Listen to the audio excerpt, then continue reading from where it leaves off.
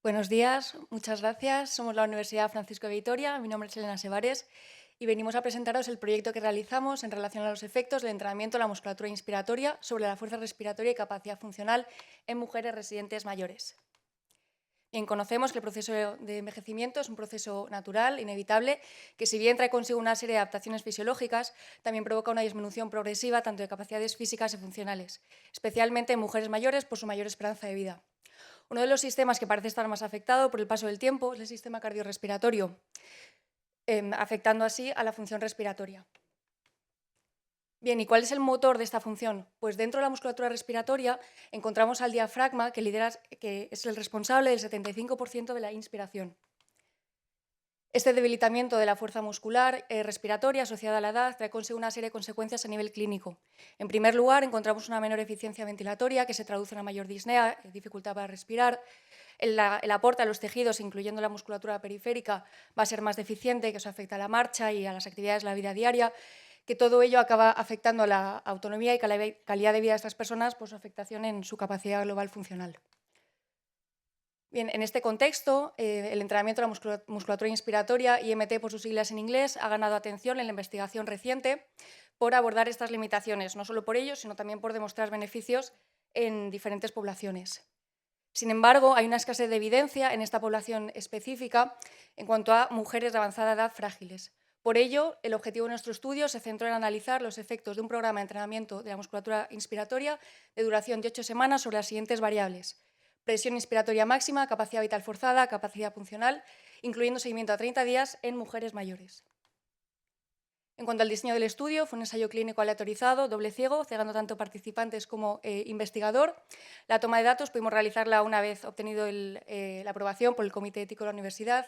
A continuación, la captación de la muestra la realizamos en la residencia Valle de la Oliva, en Majadahonda, y todas aquellas mujeres que cumplían con los criterios de inclusión se les pasó una hoja informativa, así como el consentimiento informado. Bien, en cuanto a los criterios de inclusión, consistieron en ser mujer, mayor de 60 años, ser independiente físicamente para la marcha y las transferencias y obtener una puntuación en la escala de fragilidad SPPB inferior a 10 puntos. Esta es una escala de cribado, especialmente en personas mayores, que consta de tres variables: el equilibrio, velocidad de la marcha y capacidad para levantarse y sentarse de una silla. Si la puntuación es inferior a 10, indica un alto riesgo de discapacidad y de caídas. Bien, en cuanto a nuestra muestra final, quedaron 21 mujeres mayores tras tener que excluir a 7 por no cumplir con los criterios, de las cuales fueron asignadas aleatoriamente por el programa Office Excel en dos grupos. El grupo de intervención quedó constituido por un total de 12 voluntarias de aproximadamente 88 años y el grupo placebo por un total de 9 voluntarias de aproximadamente 90 años. En ambos grupos, aproximadamente la mitad prácticamente utilizaban ayuda técnica, o sea, un bastón, un andador para los desplazamientos, y logramos una adherencia al tratamiento, a la intervención, prácticamente el 98%. Bien, pasamos a la intervención. En ambos grupos, tanto el grupo placebo como el grupo intervención, realizaron una vez al día, 5 días a la semana, 30 inspiraciones diafragmáticas que fueron dirigidas en todo momento por una persona cualificada, un profesional, ¿no? En cuanto al grupo de intervención, las inspiraciones se realizaron con este dispositivo llamado Power Breathe. Es un dispositivo de válvula umbral en el que se le aplica una carga, una resistencia al flujo de aire inspirado, de manera que es como ponerle una pesa al diafragma, ¿no?, que es el músculo que queremos entrenar. En el grupo de intervención, esta carga se fijó la primera semana al 50% de su presión inspiratoria máxima, que fue incrementándose semanalmente en 5 centímetros de agua hasta alcanzar el 80% de su PIM, presión inspiratoria máxima. En cuanto al grupo placebo, esta carga quedó prefijada durante toda la intervención inferior al 15%, ya que la literatura demuestra que inferior al 20% no se producen adaptaciones. Bien, en cuanto a las variables dependientes, la función respiratoria las tenemos aquí plasmadas y de la capacidad funcional, que ahora pasaré a comentarlas individualmente. Bien, en cuanto a la función respiratoria, la presión inspiratoria máxima está medida en centímetros de agua y nos evalúa la fuerza de la musculatura inspiratoria. Realizamos con este medidor y siguiendo el protocolo que nos dice la Sociedad Española de Neumología. En cuanto a la capacidad vital forzada, representa el máximo volumen de aire expresado en litros que una persona es capaz de coger en una maniobra de inspiración forzada, y lo pudimos medir con una prueba de espirometría. Bien, pasamos a la capacidad funcional, que fue medida con el test 6 minutos marcha, que es un test específico para medir la función cardiorrespiratoria. Es un test que consiste en recorrer la máxima distancia caminando, que podían utilizar la ayuda técnica, en un máximo de 6 minutos. Tuvo que ser en un pasillo de 30 metros y a cada vuelta se les medía tanto la frecuencia cardíaca como la saturación. Bueno, aquí un modelo que teníamos que ir rellenando para cada participante de los datos. Bien, pasamos a los resultados. El grupo de intervención mostró mejoras significativas tras el entrenamiento, con un valor P inferior a 0,01, mejoras que se mantuvieron de manera significativa en el seguimiento a 30 días, con un valor P de 0,05. Además, se mostraron diferencias significativas en ambos grupos, tanto en el post-intervención como en el seguimiento a 30 días, aquí representado con la almohadilla. En cuanto a la capacidad vital forzada, también el grupo de intervención tras el entrenamiento mostró diferencias significativas, que estas diferencias no se mantuvo de manera significativa, pero sí que hubo un mantenimiento parcial, ¿no?, de estas mejoras. En cuanto a la distancia recorrida por el grupo de intervención, también hubo una diferencia significativa con un valor P inferior a 0,05. Sin embargo, esta distancia no se mantuvo de manera significativa, pero sí que respecto al inicio se mantuvo parcialmente un aumento en esta distancia recorrida. Bien, pues pasamos a la discusión. ¿Qué dice la literatura sobre nuestros datos? En cuanto a la presión inspiratoria máxima, a la fuerza muscular inspiratoria, nuestros datos coinciden con la literatura, con lo comentado por Ritchley y colaboradores, que al final nos acaban diciendo que si aplicamos un estímulo específico, un entrenamiento a la musculatura inspiratoria, se acaban generando adaptaciones neuromusculares que son sostenibles en adultos mayores.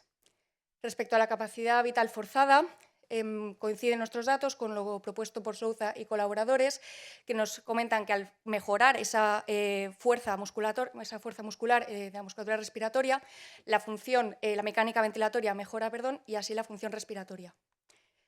Y por último, y no menos importante, es un punto clave en nuestro estudio, esta mejora significativa a nivel fisiológico coincide con lo sugerido por la literatura, en concreto por Rodríguez y colaboradores, que al final sugieren que esa mejora, ese retraso en la aparición de fatiga mejora la tolerancia al ejercicio y, por lo tanto, aumenta la autonomía y capacidad funcional de las mujeres mayores. Bueno, y con todo, aquí nuestras conclusiones, consideramos que este tipo de entrenamiento de la musculatura inspiratoria mejora tanto la fuerza inspiratoria y respiratoria y capacidad funcional en mujeres mayores, manteniéndose estos beneficios, parte de estos beneficios a los 30 días.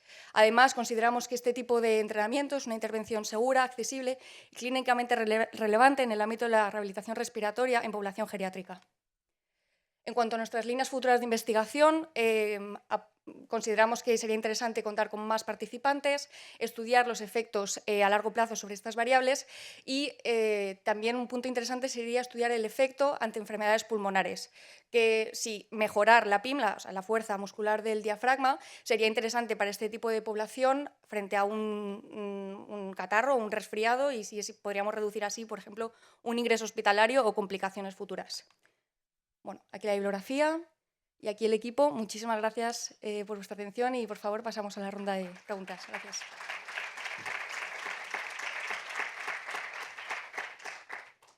Bueno, pues muchas gracias por la comunicación. ¿Alguna pregunta en la sala? ¿Ninguna? Compañero, ¿alguna pregunta? I have a question very simple. So, Yes. what is your recommendation for older people to do this training or go to running? A ver, en esta población, que al final fue una media de 90 años, ir a correr se complica un poco. Por eso consideramos este tipo de intervención una intervención muy segura que se puede hacer sentado y vemos que tiene mejoras significativas, ¿no? A diferentes niveles que luego en su día a día sí que pueden sentirse mejor, ¿no? y con menos restricción y con menos fatiga, sin tener que arriesgarse a lo mejor a correr. Yeah, but finally your test was walking. Exacto, fue caminar, pero no un caminar rápido. Aparte muchos de ellos utilizaban un andador o un bastón. Yeah, so I mean, if you do walking much better than that or not? Sería interesante combinar ambas. No. Perfecto, gracias. Bueno, pues muchas gracias. Yo sí que tenía una pregunta y en este caso en la población a la que se sometió al entrenamiento, enfermedades diagnosticadas o fármacos que tomaran que pudieran interaccionar disminuyendo la fuerza muscular o o tuviera alguna interacción. Ahí en criterios de exclusión comentamos, hay Sí. patologías excluyentes. Las únicas que nos podían restringir era hipertensión pulmonar, una insuficiencia cardíaca no controlada, así como patologías timpánicas, porque al final estamos aumentando la presión y eso sí que podía generarles malestar, pero aparte de eso podían tomar la medicación normal que una persona de estas Vale. características suele tomar. Y, o sea, que luego no se diferenció, a lo mejor si tomaban alguna medicación que pudiera influir sobre No, la fuerza. Vale. Venga, pues muchas gracias. gracias.